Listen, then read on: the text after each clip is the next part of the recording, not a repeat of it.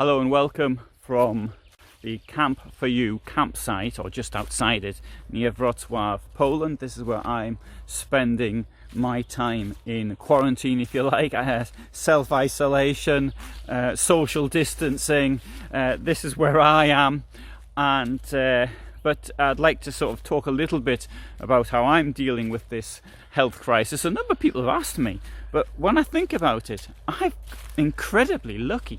I have just about the best circumstances possible. The first thing being is that I live in a motorhome, so I'm isolated. I work in the motorhome. Things are sent to me by email. The email's working, internet's working, everything's working. So there's no problem there. I don't have to get into crowded buses or trains, or underground systems. I don't have to go into an office. Even as far as food's concerned, I don't even have to use these supermarkets. And in the current crisis, I do often talk about my personal health problems, because I realise that when you talk about health problems publicly, other people might have the same problems, and then you get assistance and you can talk about others. But I'll just sort of tell my personal health problem. Because of hemorrhoids, I don't use toilet paper, so I don't even have that problem. I don't even have to stack up on this stuff. It's great. So everything is going very well for me.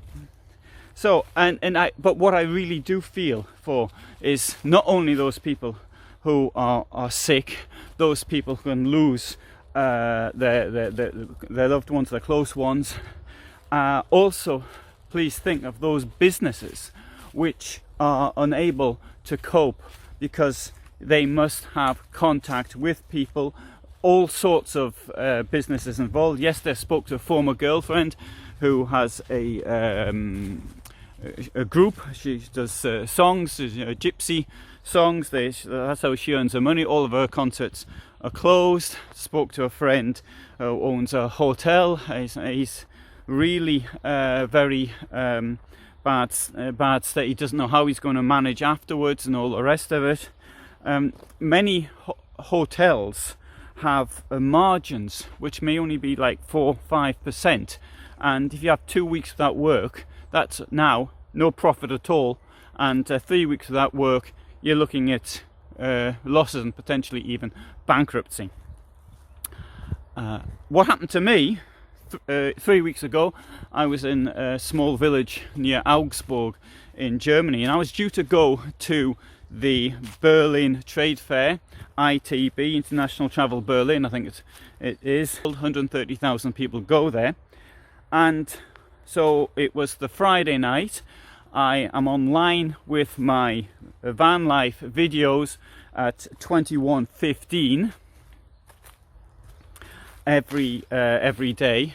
When that finished, I looked at my emails, and there was this message telling me to that the event has been cancelled. And the first thing I thought was one of these spam letters you get from some Nigerian prince or something. You just found the lawyer who tells you that your relatives have died, and he's found that you about $5 million, or somebody wants to give you $5 million. Wait, I thought it was something like this, one of these spam messages.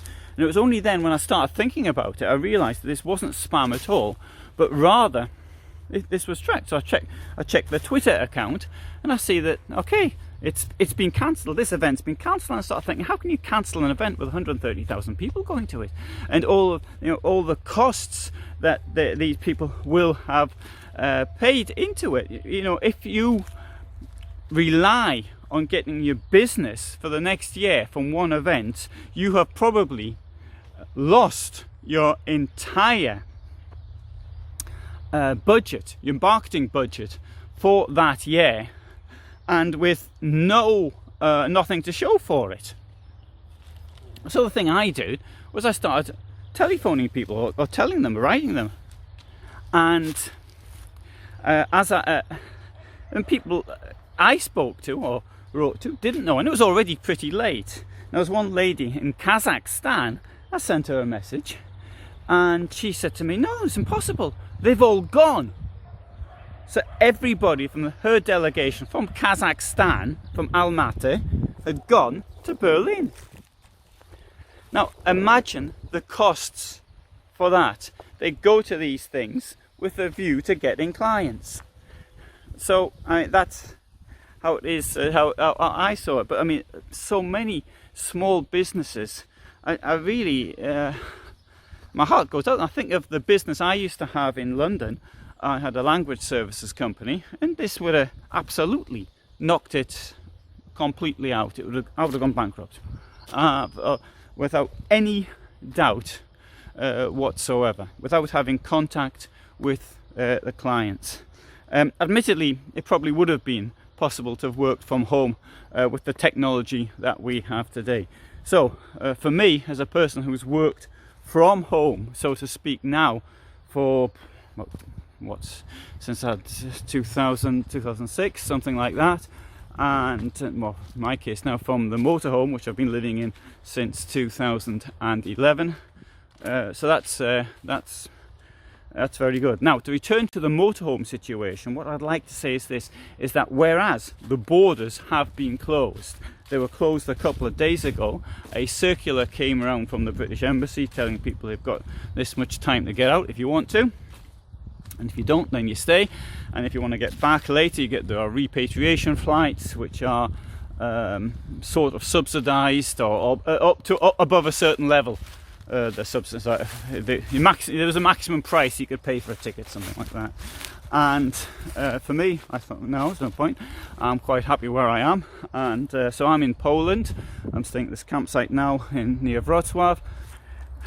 I can use this time to do other things. I mean, I've heard of people saying, oh well, they're in lockdown, they can read books, they can learn a language. Don't think that's going to be possible, but anyway, you can try.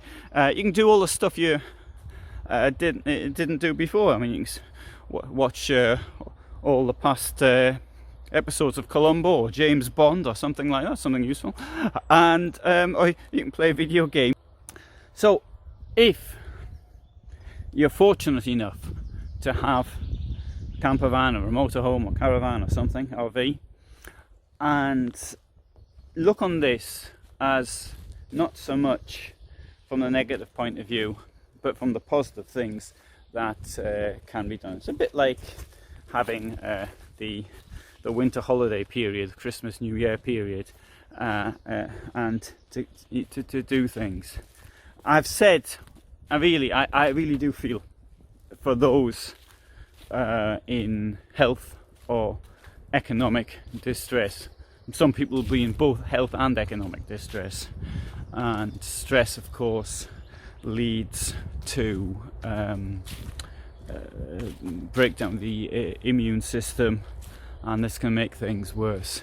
So I hope that was of use. So that's how I'm trying to do to get by. Thanks everybody who sort of asks me how I am. I should be the one asking everybody else, because really at the end of the day it's super easy for me.